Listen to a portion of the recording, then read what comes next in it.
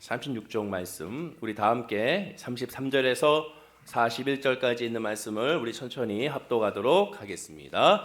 다른 한 비유를 들으라. 한 집 주인이 포도원을 만들어 산 울타리로 두르고 거기에 집자는 틀을 만들고 망대를 짓고 농부들에게 새로 주고 타국에 갔더니 열매 거둘 때가 가까움에 그 열매를 받으려고 자기 종들을 농부들에게 보내니 농부들이 종들을 잡아 하나는 심히 때리고 하나는 죽이고 하나는 돌로 쳤거늘 다시 다른 종들을 처음보다 많이 보내니 그들에게도 그렇게 하였는지라. 후에 자기 아들을 보내며 이르되 그들이 내 아들은 존대하리라 하였더니 농부들이 그 아들을 보고 서로 말하되 이는 상속자니 자 죽이고 그의 유산을 차지하자 하고 이에 잡아 포도원 밖에 내쫓아 죽였느니라. 그러면 포도원 주인이 올 때에 그 농부들을 어떻게 하겠느냐? 그들이 말하되 그 악한 자들을 진멸하고 포도원은 제때에 열매를 바칠 만한 다른 농부들에게 새로 줄지니이다. 아멘. 분에게 인사하겠습니다. 예수 안에서 자유됩니다. 인사하겠습니다. 한 번 더 인사하겠습니다. 예수 안에서 승리했습니다. 인사하시 바랍니다. 우리 예수 안에서 자유되고 승리하며 은혜 안에 거한 줄로 믿습니다. 자, 오늘 말씀 마태복음 21장 33절에서 41절 말씀으로 포도원 주인이 올 때라는 제목으로 예수님의 사역과 예수님의 말씀에 대한 은혜를 계속 이어서 함께 나누고자 합니다. 지난 시간의 말씀과 같이 유대 종교 지도자들, 대제사장과 장로들은 예수님이 성전에 입성하여 성전에서 가르치는 것에 대해서 그 예수님의 가르침의 자격에 대하여 문제를 제기하게 되죠. 그래서 이렇게 질문했습니다. 내가 무슨 권위로 이런 일을 하느냐? 또 누가 이러한 권위를 주었느냐라고 질문합니다. 예수님은 이 질문에 바로 답하지 아니하고 또한 다시 오히려 반문하면서 세 가지의 비유를 통하여 그들에게 역으로 질문하게 되고 그 질문으로 말미암아 예수님은 답을 하고 있죠. 이 질문에 대해 예수님은 세 가지 비유를 들었습니다. 그리고 이 세 가지 비유는 지금까지 예수님이 가르쳐준 비유와는 차원이 다른 직설적인 아주 잘못을 바로 지적하는 메시지인 것을 우리가 확인할 수가 있게 되죠. 첫 번째 비유는 지난 시간에 함께 나눴던 두 아들의 비유였고, 두 번째 비유는 오늘 우리가 함께 나눌 포도원 주인과 악한 농부의 비유며, 세 번째 비유는 다음 주에 나눌 혼인잔치의 비유. 이 세 가지의 비유로서 무슨 권위로 무슨 권세로 가르치는지에 대해서 예수님은 말씀하게 되죠. 역시 첫 번째 비유처럼 두 번째 비유인 포도원 주인과 악한 농부의 이 두 번째 비유도 그리 복잡한 것이 아니고 어려운 비유가 아니며 어려운 질문도 아니었습니다. 첫 번째 비유처럼 내용은 아주 간단한 내용입니다. 포도원이 있는 이 주인이 경작에 필요한 모든 준비를 다 맞춰놓고 농부들에게 세를 주고 타국으로 떠나게 되죠. 실과를 수확할 때 열매가 수확할 때가 이르게 되자 주인이 실과 이 열매를 받으려고 자기들의 종들을 농부들에게 보내게 됩니다. 그러나 농부들이 주인이 보낸 종들을 때리고 또한 죽이고 돌로 쳐서 상해를 입히고 살해를 하게 되죠. 그래서 주인이 이번에는 자기 아들을 보내게 되는데 그 아들을 보내는 이유는 농부들이 자기 종이 아닌 아들을 보내면 존중해주고 공경하게 그 말을 들을까 생각하여 아들을 보내게 됐습니다. 하지만 그 아들도 결국 이 농부들이 그 유업 포도원을 차지하기 위하여 오히려 이 아들을 포도원에서 내쫓아 죽이게 되는 것을 확인하게 되죠. 이 비유에서 예수님은 포도원 주인은 하나님이라는 사실을 말씀하고 있고, 포도원은 이스라엘 백성들 또한 나아가 이 모든 땅들을 의미하게 되며, 농부는 또한 이스라엘 백성들 또한 유대 종교 지도자들을 특히 지목하여 비유하고 있고, 주인이 계약대로 과실을 받으러 보낸 종들은 당시 구약의 선지자들, 지금까지 보내왔던 수많은 선지자들을 의미하게 됩니다. 그리고 마지막으로 주인의 아들은, 포도원 주인의 아들은 바로 당신인 예수님을 의미하게 되죠.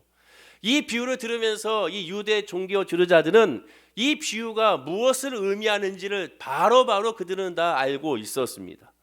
당시 신령과 진정으로 예배해야 될 하나님의 성전의 예배는 기복적인 신앙과 형식적인 예배로 변질되고야 말았죠.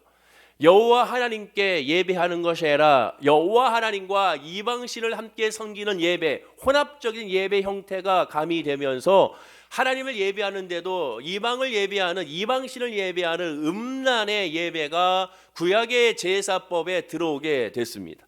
아예 대놓고 하나님의 성전에서 음란을 행하는 모습을 보이게 되죠. 그리하여 하나님은 하나님의 선지자들을 계속 구약시대에 보내게 됩니다. 영적으로 도덕적으로 타락한 이스라엘 백성들과 유대 종교 지도자들 향하여 회개를 촉구하게 되죠. 하지만 그 회개의 촉구에 그 보냈던 선지자들의 말을 듣지 아니하고 그들을 핍박하고 그들을 죽이고 그들을 돌로 쳐서 하나님의 메시지는 듣지 아니하게 됩니다.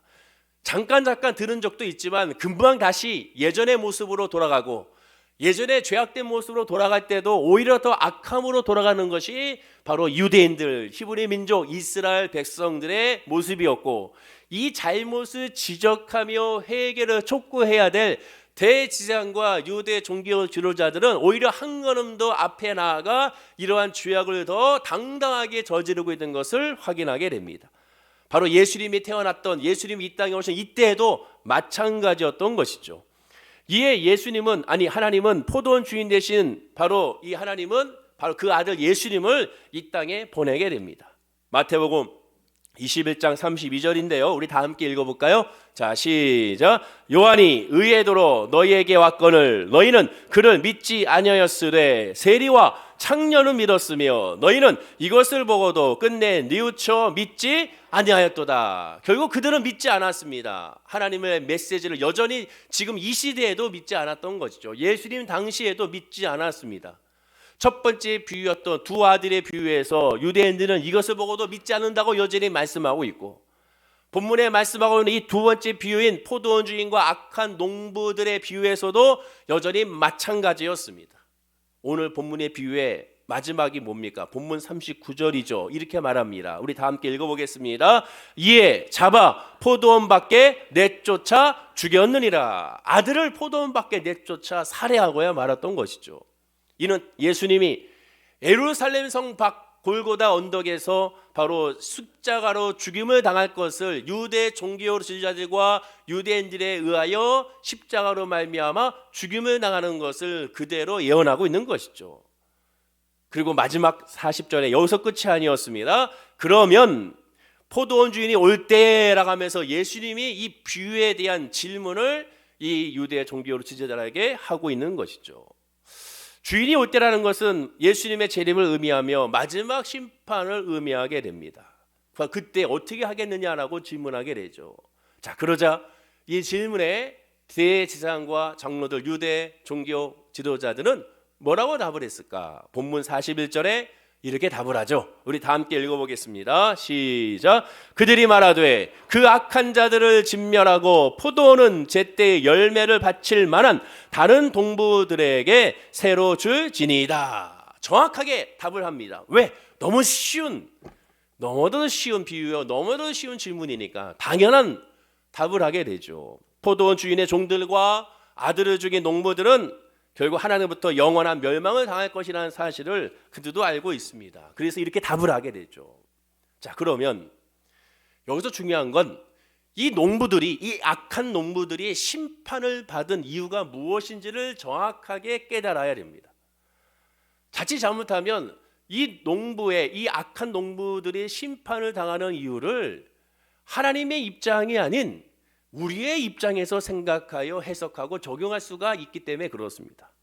그러면 하나님의 말씀의 의도가 완전히 다른 방향으로 흘러가게 되고, 방향이 다르니 목적지가 다를 수밖에 없게 되는 것이죠. 그럼 이들이 심판받는 이유가 뭡니까? 아들을 죽여서 그렇습니까? 살아가는 아들을 보냈는데 그 아들을 죽였으니 이 나쁜 놈들 하면서 죽여서 그렇습니까? 물론 그렇죠. 하지만 그건 표면적인, 그러한 결과적인 눈에 보이는 이유가 됩니다. 진짜 이유는 그게 아니라는 것이죠. 이 진짜 이유로 말미암아 이런 표면적인 이유가 나오게 된 것입니다. 한번 생각해 보십시오.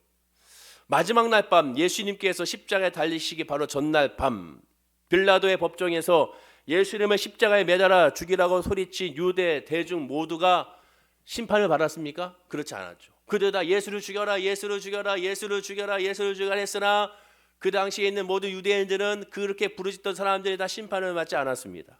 구원받는 자가 그때 그렇게 외친 사람들은 단 한 사람도 없다라고 말할 수가 없다라는 것이죠. 그럼 좀 애매한가? 좀 애매하다면 이 사람은 어떻습니까? 우리가 잘 알고 있는 사도 바울은 어떤가요? 스데반 집사를 죽이는데 가장 앞장섰던, 스데반 집사가 순교당하는 첫 번째 순교자로서의 그러한 모습을 갖는데 가장 앞장섰던 사람이 바로 사울, 훗날 사도 바울이었습니다.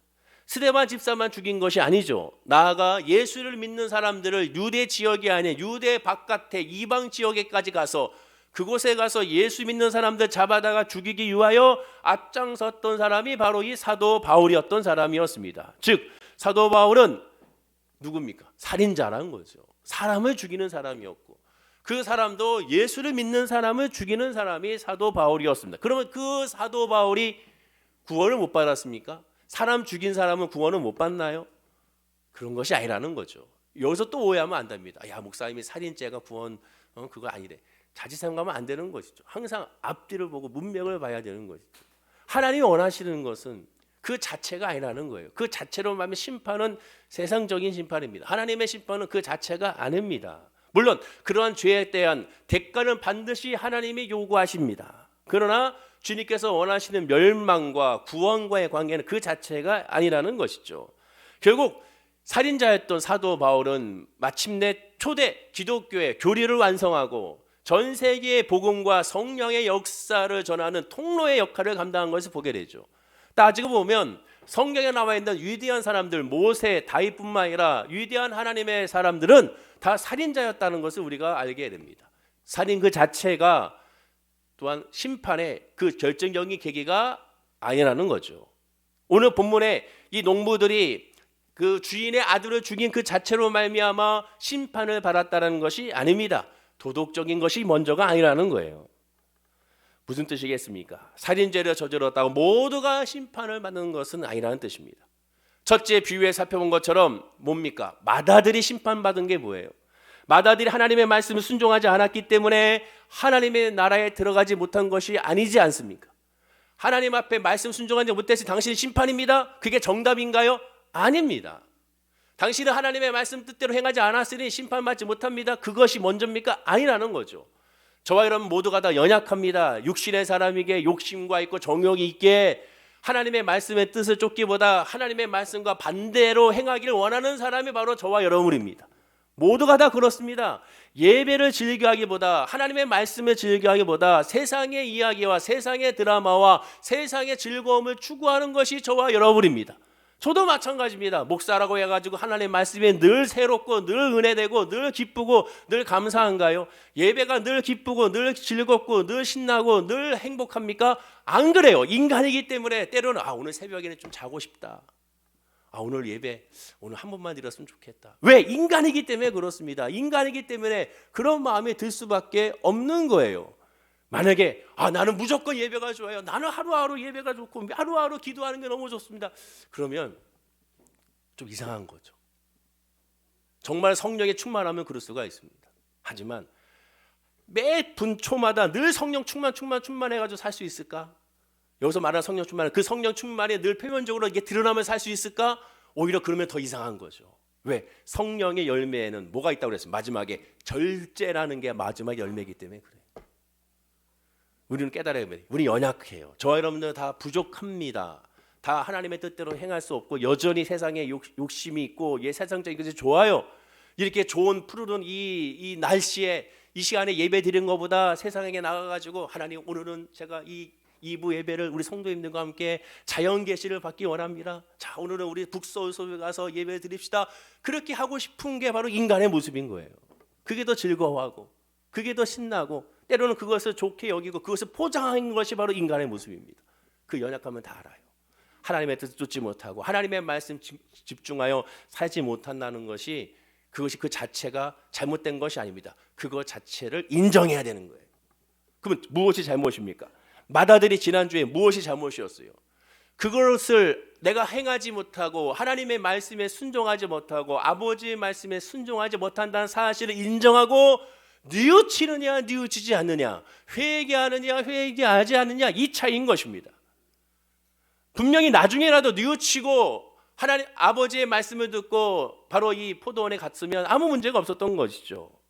구원의 문은 열려 있습니다. 구원은 어떻게 이루어집니까? 믿음으로 말미암죠. 그 믿음은 무엇입니까? 회개로 말미암아 구원의 문이 열리게 되는 겁니다. 그것이 바로 핵심인 거죠. 심판의 핵심은 회개하느냐 회개하지 않느냐, 뉘우치느냐 뉘우치지 않느냐, 그게 먼저인 거예요.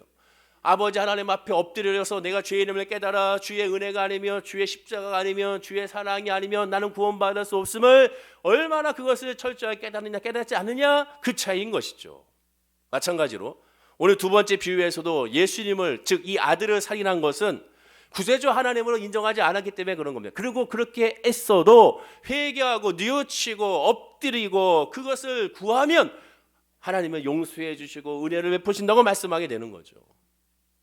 그리고 이렇게 된 핵심적인 이유와 배경은 본문 38절에 나옵니다. 우리 38절 읽어볼까요? 자, 시작. 농부들이 그 아들을 보고 서로 말하되 이는 상속자니 자 죽이고 그의 유산을 차지하자 하고, 상속자를 죽이고 포도원마저 차지하는 욕심 때문이라고 말합니다. 다 갖고 싶은 거예요. 이전에 주인이 보낸 종들을 죽인 이유도 본문 34절에 말합니다. 역시 읽어보겠습니다. 시작. 열매 거둘 때가 가까움에 그 열매를 받으려고 자기 종들을 농부들에게 보내니, 즉 열매를 주기 싫은 거죠. 더군다나 그 윗구절 33절에 타국에 갔더니 라고 말합니다. 주인이 타국에 갔어요. 지금 이 자리에 없는 거죠. 당장에 눈에 보이지 않는 거예요. 그러다 보니까 이 포도원이 내 거라고 생각한 것이고, 내 거라고 생각하니 주기가 아까운 것이고, 내 거라고 생각하니 뺏는다고 생각하는 것이고, 내 거라고 생각하니 너무나도 아쉬운 겁니다. 자, 그런데 여기서 조금 이상한 것이 있어요. 그게 뭐냐? 포도원은 아까 이스라엘이라고 말씀드렸고 이 땅이라고 말씀을 드렸습니다.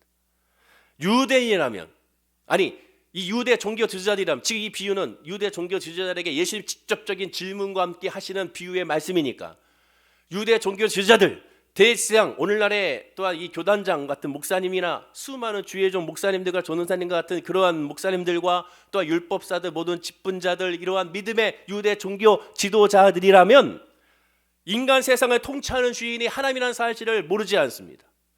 구약 성경의 첫 구절, 태초에 하나님이 천지를 창조하시니라, 이 말씀에 근거하여 유대교의 믿음의 출발점이 이 말씀이라는 사실을, 하나님은 하나님이시고 하나님이 천지를 창조하시고 하나님이 우리의 주인이라는 사실을 그들은 믿어 의심치 않습니다. 확신하고 있고 그 믿음의 근본 안에서 그들은 예배하고 하나님께 제사 드리며 하나님께 영광과 찬송으로 그들은 하나님의 성전에서 주님을 섬기고 있습니다.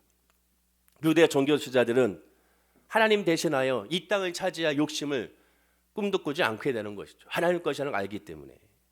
그럼 이들이 왜 그렇게 한 것인가?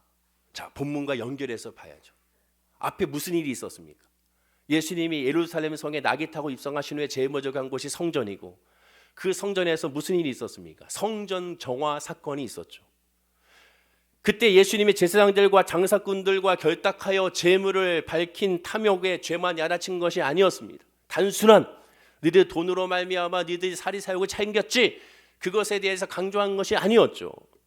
성전을 강도의 소굴로 바꾸었다고 꾸중만 끝난 것이 아니었습니다. 이 꾸중을 하기 전에 가장 핵심적인 것을 지적하셨죠. 그 핵심적인 지적이 무엇인지 다시 한번 봐야겠습니다. 마태복음 21장 13절이죠. 자, 한번 읽어볼까요? 자, 시작. 그들에게 이르시되 기록된 바 내 집은 기도하는 집이라 일컬음을 받으리라 하였거늘 너희는 강도의 소굴을 만드는도다 하시니라. 그들에게, 유대 종교 지도자들, 대제사장과 같은 사람들, 목사 같은 사람들, 저 같은 사람들에게, 또한 모든 직분자들에게 예수는 말씀하고 있는 겁니다. 내 집은 기도하는 집인데 너희들이 기도하는 집으로 지금 만들지 않고 강도의 소굴로 만들었다는 거죠. 유대 종교 지도자들은 성전 본래의 기능을 완전히 훼손했다는 거예요. 성전 본래의 기능이 뭡니까? 하나님과의 예배죠. 하나님과의 제사의 기본적인 목적은 뭐예요? 그것은 바로 하나님 앞에 기도하는 것이고 예배하는 것이고, 그 예배의 목적은 죄사함입니다. 피의 제사, 죄사함의 목적이죠. 죄사함의 목적은 하나님과의 관계가 목적이고, 그 관계의 목적은 하나님은 나의 주, 나의 하나님이라는 사실, 하나님은 나의 통치자, 나의 모든 것이라는 사실을 고백하는 것이죠. 그리고 그 고백 가운데 하나님과의 관계 가운데 이웃 간의 관계가 회개로 말미암아 용서받는 그런 자리가 하나님의 성전입니다. 그런데 그것을 하나님과의 관계가 회복이 되고 이웃 간의 관계가 회복이 되며 죄사함의 역사가 있는, 구원의 은혜가 있는, 피의 제사가 있는 이 하나님의 성전의 본래의 목적을 이 유대 종교 지도자들이 그것을 막아버린 거예요. 하나님의 본래의 뜻과는 상관없이 하나님의 성전에서 신령과 진정으로 이러한 것을 행해야 되는데, 당시 유대 종교 지도자들은 이 거룩한 예외 하나님과의 관계에 돈을 개입시켰습니다. 특별히 대제사장은 성전의 주인 행세까지 하게 되죠. 다시 강조하지만 예수님의 성전을 청소한 뜻은 성도가 하나님께 예배하고 기도하는데 돈이나 이권이 필요 없다는 거거든요. 오늘날 한번 생각해 보세요. 오늘날 불신자들이 한국 기독교에 대해서 욕을 할 때, 지적할 때 무슨 얘기를 많이 합니까? 여러 가지 많은 얘기 가운데 하나가 교회 다니려면 돈이 있어야 된다고도 얘기합니다. 돈이 없으면 교회 다닐 수 없어라고 얘기하는 사람들이 의외로 많아요. 따지고 보면 정말 그렇게 오해받을 수밖에 없는 상황들이 많이 놓여 있습니다. 수많은 교회 헌금들도 있고 그 헌금의 종류가 어마어마하죠. 부끄러울 정도로 기독교 백화점에 가서 헌금 봉투에 있는 뭐뭐가 있는 보게 되면 정말 여러 가지 33종의 헌금 봉투가 놓여져 있습니다. 당연히 불신자들의 눈에 봤을 때는 그거밖에 안 보이죠. 그 자체 표면적인 것밖에 보이지 않게 되는 것을 보게 됩니다.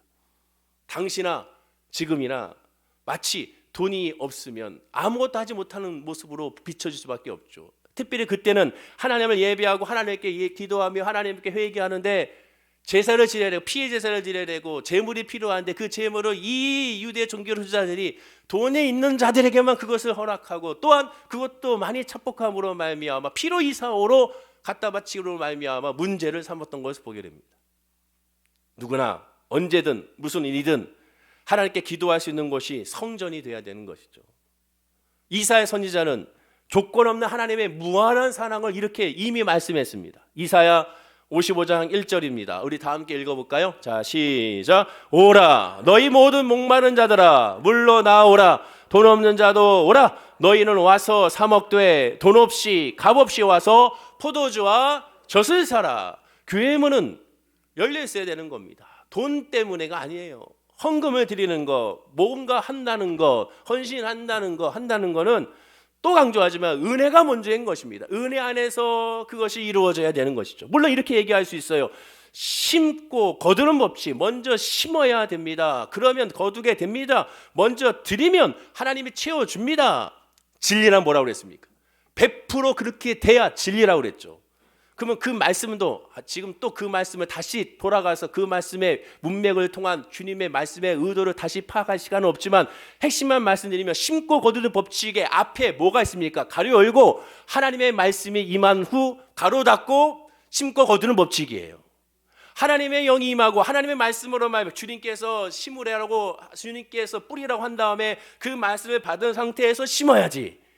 그런 하나님의 은혜와 하나님의 음성이 없는 상태에서 아무리 심어봐야 역사가 나타나지 않는 거예요.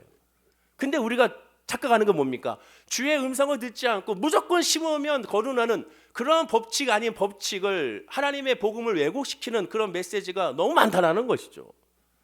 또 강조하지만 은혜가 먼저고 성령이 먼저입니다. 하나님은 그것을 위하여 돈 없는 자도 오라, 값없이 와서 살아. 왜? 은혜는 값없이 주어진 하나님의 역사입니다. 오순절 마가다락방에서 120명이 기도할 때 돈 있는 자가 그 자리에 들어갈 수 있습니까? 돈 없으면 못 들어와.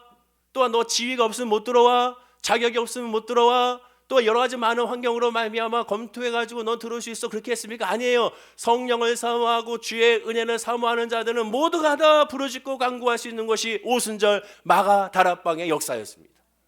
그것이 바로 은혜인 것이죠. 거기서 출발해야 되는 겁니다. 거기에 주목해야 되는 것이죠. 하지만 이 당시 유대 종교 지도자들은 그렇게 하지 않았습니다.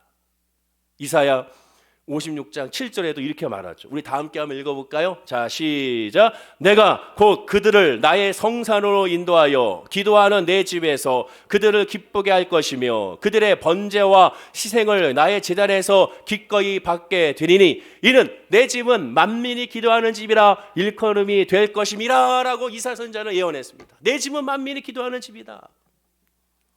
하나님 앞에 예배하고 기도하는 것이 먼저이고 그것이 우선시가 해야 되는 것이죠. 그렇습니다. 예수님은 하나님의 성전을 청소함으로써 이사야 선지자의 예언이 성취되도록 하였습니다. 일부러 이렇게 얘기했어요. 이사야 선지자의 말씀을 인용하여.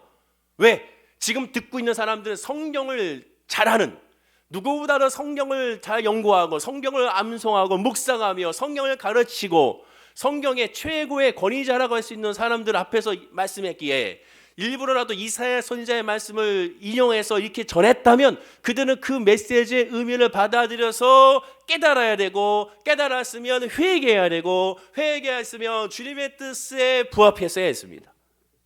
하지만 이들은 그렇게 하지 않았죠. 이들은 하나님 말씀으로 말미암아 부딪혔을 때 그 부딪힘에 대한 반응은 오히려 반발로 나타났습니다. 예수님이 이 땅에 오신 것은 지금 예수님이 이들에게 얘기한 것은 은혜거든요. 왜? 사랑하기 때문에 지금 이렇게 말하는 거예요. 여러분이 예배드리고 말씀을 들을 때 그 말씀이 부딪히면 그 말씀이 부딪혔기 때문에 짜증나는 것이 아니라 은혜가 돼야 됩니다. 그것이 기쁨이 돼야 되는 것이. 왜? 지금 나에게 주고자 하는 메시지이기에. 이 설교, 이 모든 것들은 1차는 저를 향한 메시지입니다. 결국은 저에게 부딪히는 메시지고 동시에 여러분에게 부딪히는 메시지가 되는 것이죠. 왜? 하나님의 말씀이기 때문에 그렇습니다. 요한복음 10장 10절에 예수님이 이 땅에 오신 목적을 설명합니다. 우리 다 함께 읽어볼까요? 자, 시작. 도둑이 오는 것은 도둑질하고 죽이고 멸망시키려는 것뿐이요 내가 오는 것은 양으로 생명을 얻게 하고 더 풍성히 얻게 하려 하는 것이라. 예수님 오신 목적은 살기 위하여, 위로해 주기 위하여, 힘을 주기 위하여 주님께서 오신 겁니다. 예배의 목적도 마찬가지고 말씀의 목적도 마찬가지고 기도의 목적도 마찬가지고 찬양의 목적도 마찬가지고 봉사와 헌신의 목적도 마찬가지가 돼야 되는 거예요.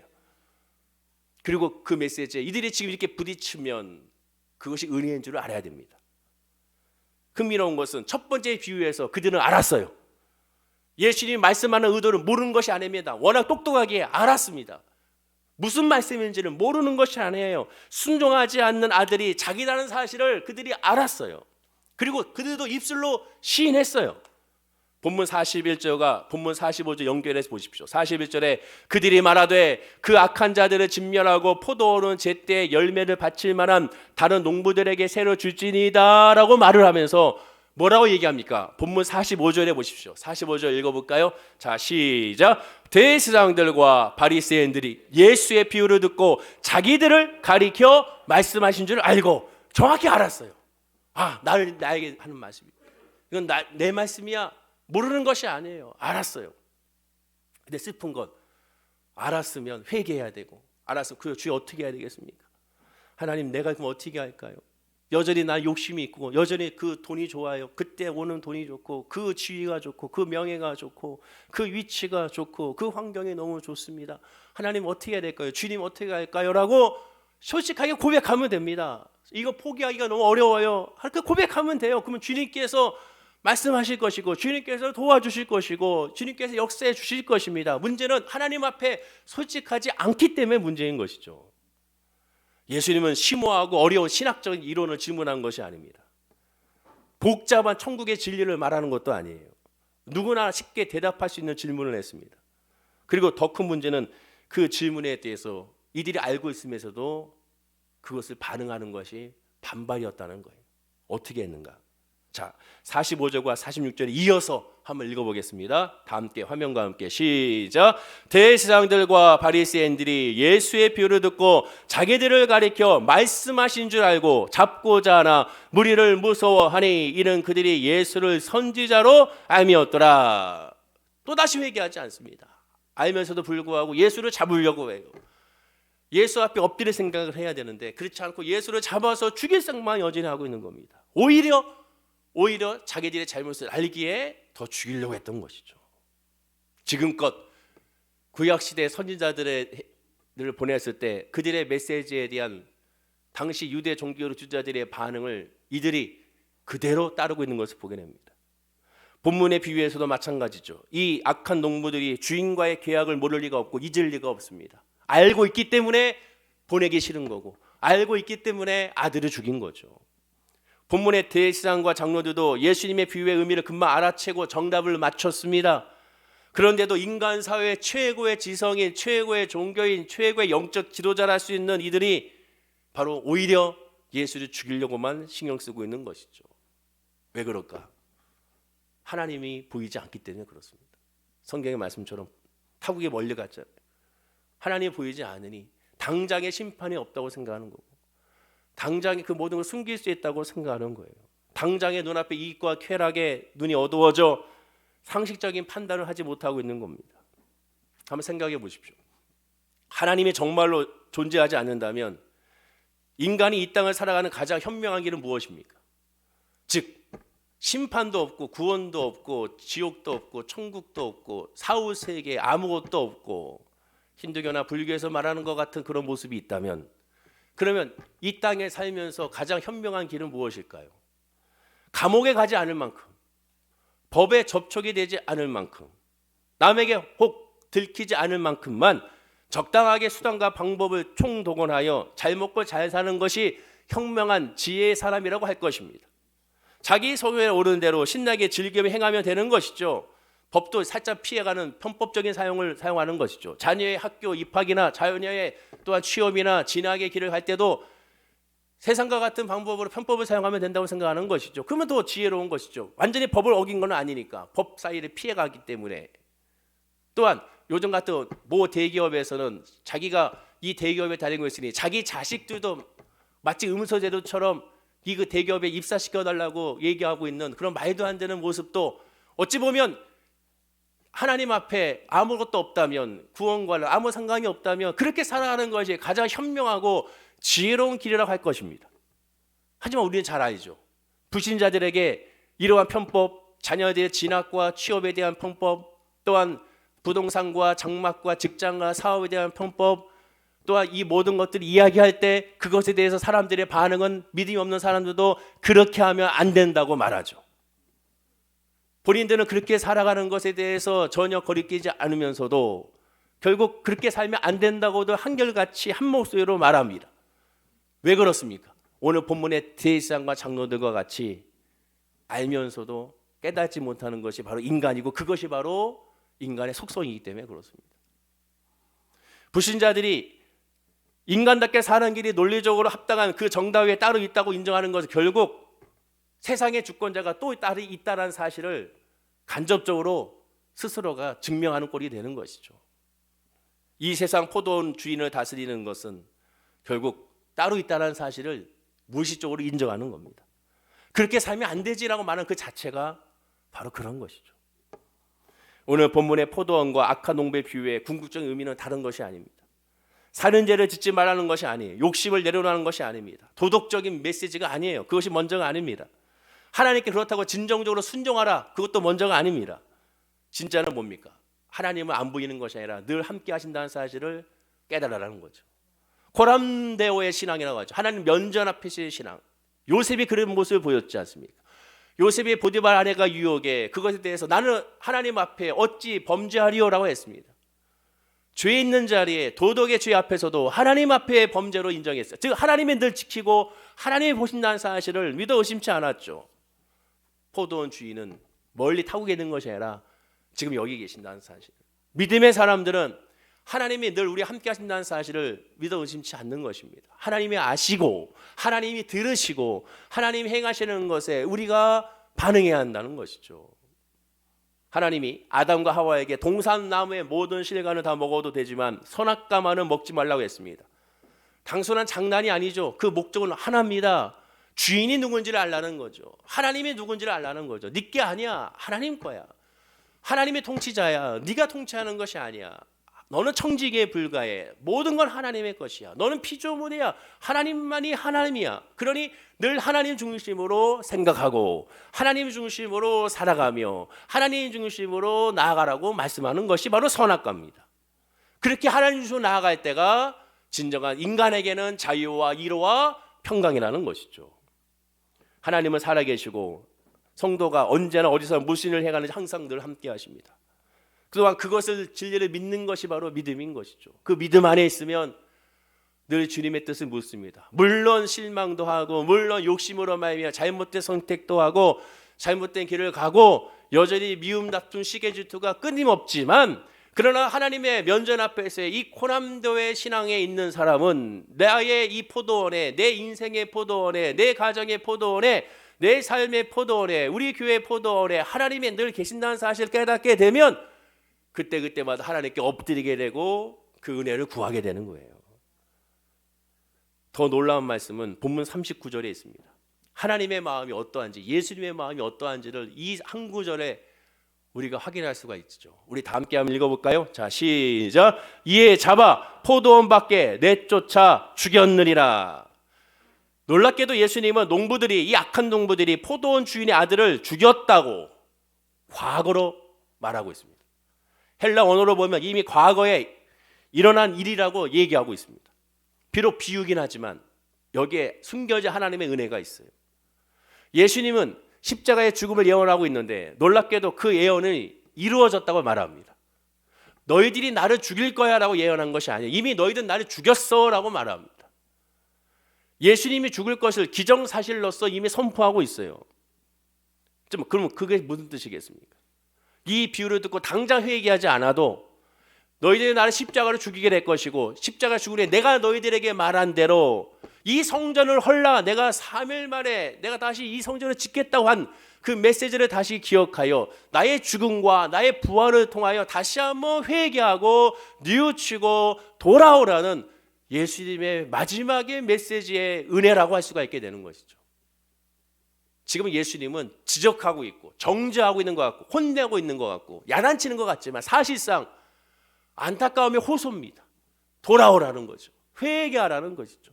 제발 알라는 것이죠. 뉘우치라는 것입니다. 마지막 기회가 다시 한번 줄 테니 이 기회를 놓치지 말고 돌아오라는 것이죠. 하나님의 마음은 성경 66권에 보면 끝까지 참으십니다. 끝까지 기다리세요. 정말로 답답할 지경에 이르기까지 하나님은 오래오래 참으시는 것을 보게 됩니다.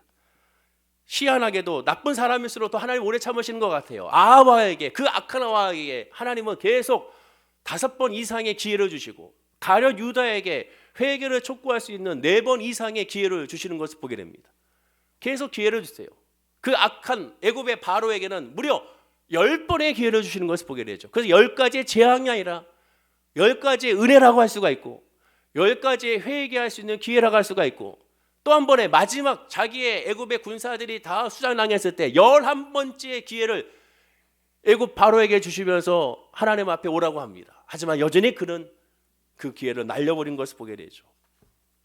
오늘 이 본문도 마찬가지입니다. 유대 종교 지도자들에게 예수님은 호소하고 있는 거예요. 목소리 높여서 그들에게 호소하고 있는 겁니다. 다른 무리에게는 하지 않았던 다른 어떤 무리에게도 이렇게까지 예수님 말씀하지 않았어요.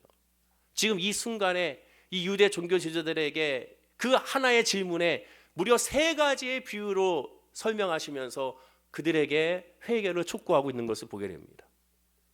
그래서 십자가는 사람의 죄, 인간의 죄에 대한 하나님의 진노를 최대한 억제하고 또 억제한 증거가 바로 십자가라고 할 수가 있는 것이죠. 말씀을 읽겠습니다. 본문의 포도원의 악한 농부는 그동안의 열매는 주인에게 한 번도 주지 않았어요. 한 번도 주지 않았습니다. 종들이 오면 죽여버렸고 또 오면 죽여버렸고 또 오면 죽였습니다. 그러나 이제 아들이 왔는데도 불구하고 여전히 또 죽이고야 말았던 것을 보게 되죠. 포도원 자체를 차지하겠다는 뜻이며 자기 마음대로 살겠다는 그 의도가 거기에 담겨져 있는 것입니다. 그러면 이 악한 농부는 단순한 이들에 불과한 건가? 아니죠. 저와 우리의 모습도 이와 같다는 사실을 깨달아야 되는 것이죠. 하나님이 인간의 이 최악의 마지막 절정까지 이 죄까지 참아십니다. 어쩌면 지금도 저와 여러분들을 참고 계실 줄 모르겠습니다. 우리가 아직도 죄를 깨닫지 못하고 아직도 하나님의 마음을 깨닫지 못하는 것이 혹 있지 않은지를 늘 점검해야 됩니다. 이렇게 전하고 있는 저도 마찬가지죠. 주님의 뜻이 무엇인지를 알려주십시오. 두렵고 두려운 것은 하나님의 뜻이 아닌 하나님의 이름으로 하나님과의 반대편에 서는 것이 가장 두려운 것이 되어야 됩니다. 주님의 은혜 안에서 성령을 거스르는 것이 가장 두려운 것이 되고, 아니 성령을 거스르는 것보다 성령이 없는 사역, 성령이 없는 기도, 성령이 없는 말씀, 성령이 없는 삶이 더욱더 두려운 것이 우리가 돼야 되는 것이죠. 신천지 이단에서 활동하다 회개한 한 목사님이 새롭게 하소서라는 그 기독교 방송에 나와가지고 간증할 때 그 프로를 재방송으로 잠깐 본 적이 있습니다. 그때 사회자가 이렇게 질문합니다. 목사님, 그럼 어떻게 하면 신천지 이단에서 교회를 지킬 수가 있을까요? 라고 질문했을 때 이 목사님이 아주 간단하게 답을 합니다. 너무 당연한 답을 했는데 그 당연함 우리가 너무 외면하고 있었던 것이죠. 그 당연한 답이 뭐냐?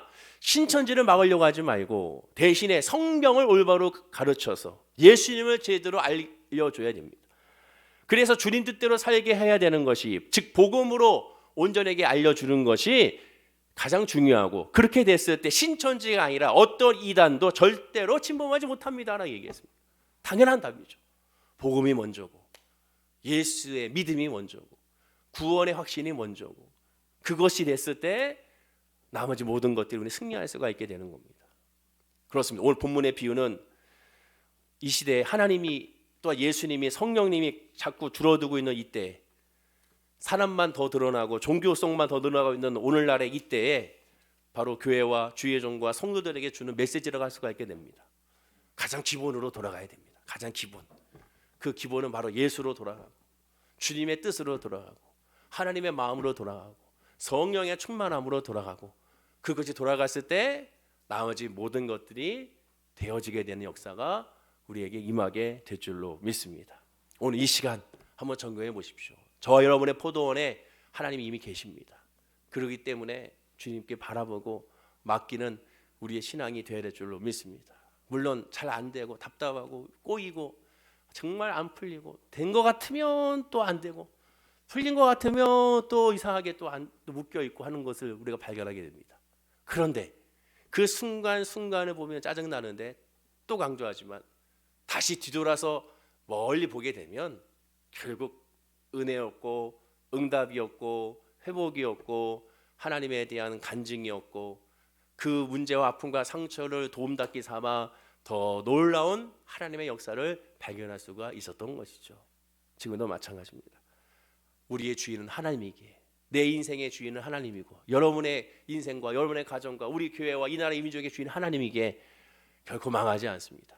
주를 바라보는 자, 주의 이름을 부르짖는 자, 반드시 하나님의 구원의 역사가 임하게 될 줄로 믿습니다. 기도하겠습니다. 아버지 하나님, 그렇습니다. 지금 우리에게 필요한 건 주의 말씀으로 말미암아 엎드리는 겁니다. 회개하며 성령의 충만함을 받는 것일 줄로 믿습니다. 포도원의 주인은 멀리 계신 것이 아닙니다. 늘 함께 하시고 늘 들으시며 늘 좌정하시고 늘 역사하십니다. 우리의 삶의 주인, 우리의 가정의 주인, 우리의 직장과 사업과 우리의 모든 교회와 이 나라 이 민족의 주인은 내가 아니요 하나님이라는 사실을 다시 깨닫게 됩니다. 그 하나님께 맡깁니다. 주여, 주의 손 안에서 모든 것을 준비하셔서 우리에게 맡긴 것처럼 우리의 삶을 하나님 준비하시고 예비하여 주셔서 우리 삶 가운데 어떠한 문제와 어떠한 어려움도 넉넉히 이기며 간증하는 역사가 이루어지게 하여 주시옵소서. 눈을 들어 두 손을 들어 우리의 발이 하나님을 향하여 늘 돌아가지 아니하게 하여 주시고 예수만 바라보는 믿음 안에 승리하게 하여 주시옵소서. 감사드리며 예수님의 이름으로 기도드립니다. 아멘. 우리